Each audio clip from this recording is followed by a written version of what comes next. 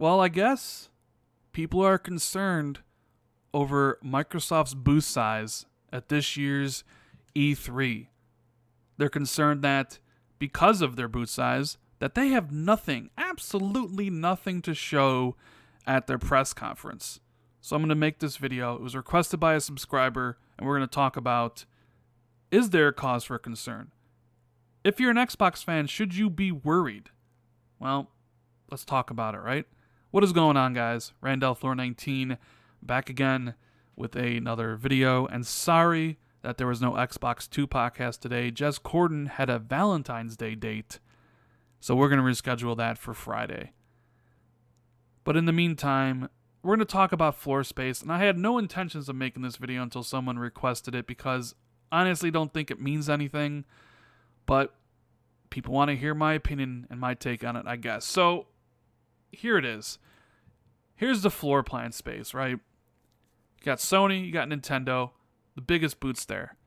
Sony's going to have also a lot of partnerships with third party that they need to put in their booth like they did for Destiny 2. They're going to have Red Dead, they're going to have Call of Duty.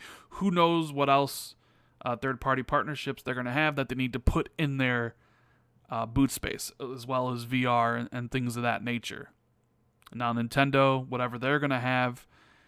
But what has people really upset, really worried, and I don't know if it's the actual really worried or the fake concern that some people show on Twitter and YouTube and elsewhere, but they see Microsoft's tiny little booth space here and they're just like, Microsoft's got nothing to show.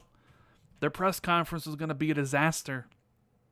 And honestly, I don't see the correlation between the booth being small and the press conference being a disaster because there's nothing to show.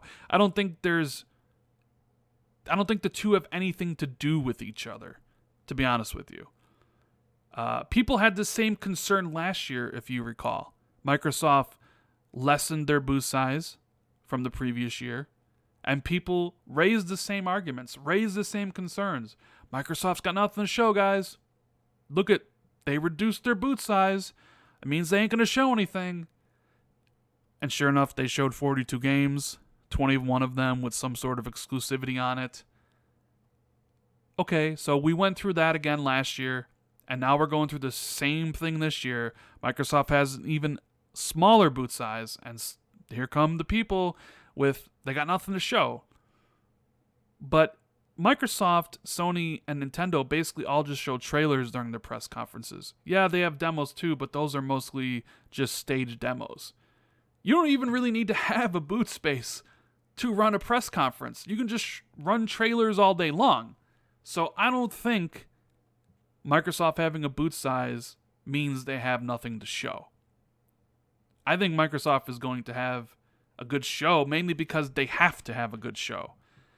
Now, what it's going to mean is that maybe there won't be a lot of stuff playable at Microsoft's booth. Maybe they don't have a lot of third-party deals this year, so they don't need the extra space. I mean, think about it. Last year they had Shadow of War and Assassin's Creed.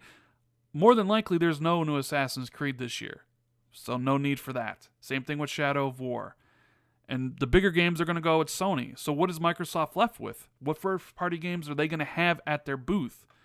Well, if you listen to my prediction video, I predict that, obviously Sea of Thieves will be out before then, but also State of Decay 2. So you don't need booths for either of those. The only one left is Crackdown 3 and Forza Horizon 4, so okay, those two will be playable. But after that, it's probably just Ori.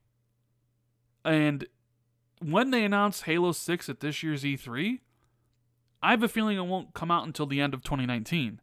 And I doubt that game's going to be playable on the show floor.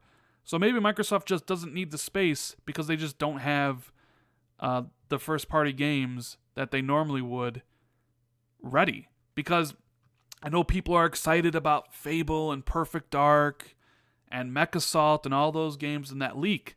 But to me, all that stuff in that leak was just all stuff for next gen, the next console, the next Xbox.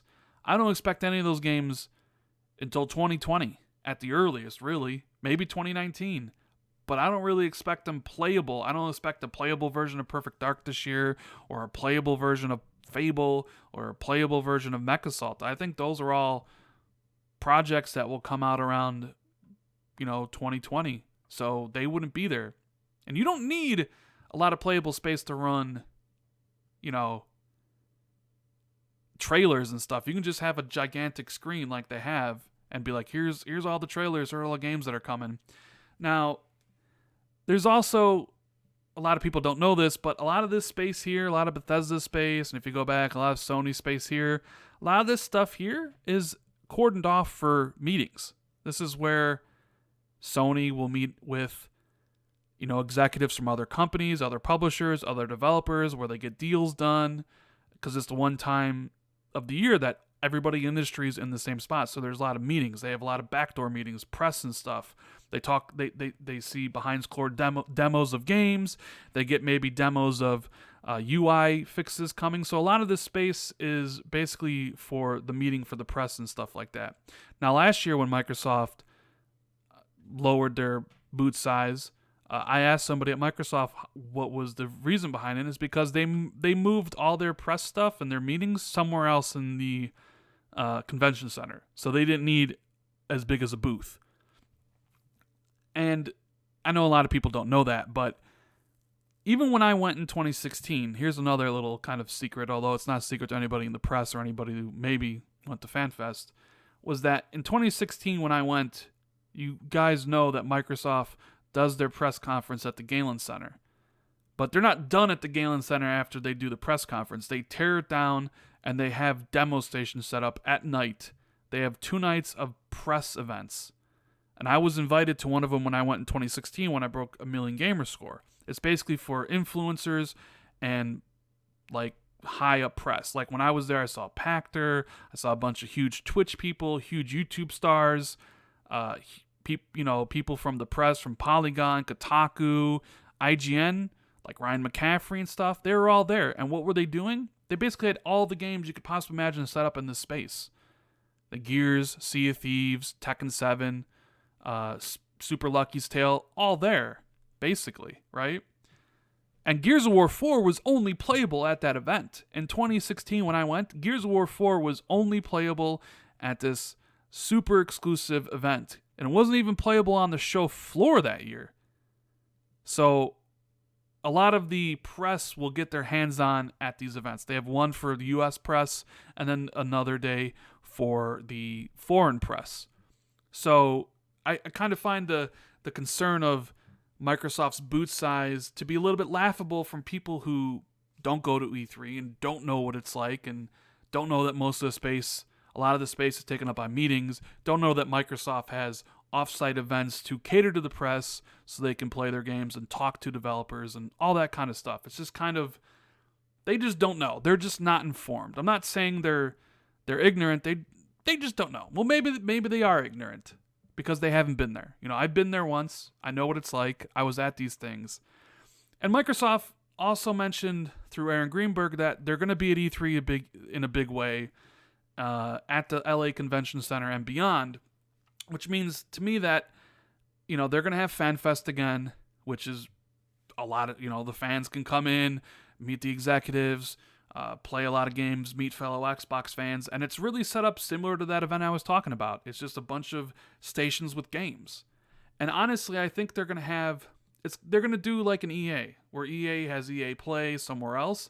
I almost think that Microsoft wants out of E3, but doesn't want to fully move out. So here's a small booth where they can have their stuff they need to have there, but then they'll have an off-site place where the press and fans can come to play everything that they can play at this booth. I think it's just, they're kind of maybe not, because what's important at E3, and this is the thing people don't really talk about, is the booth size isn't important.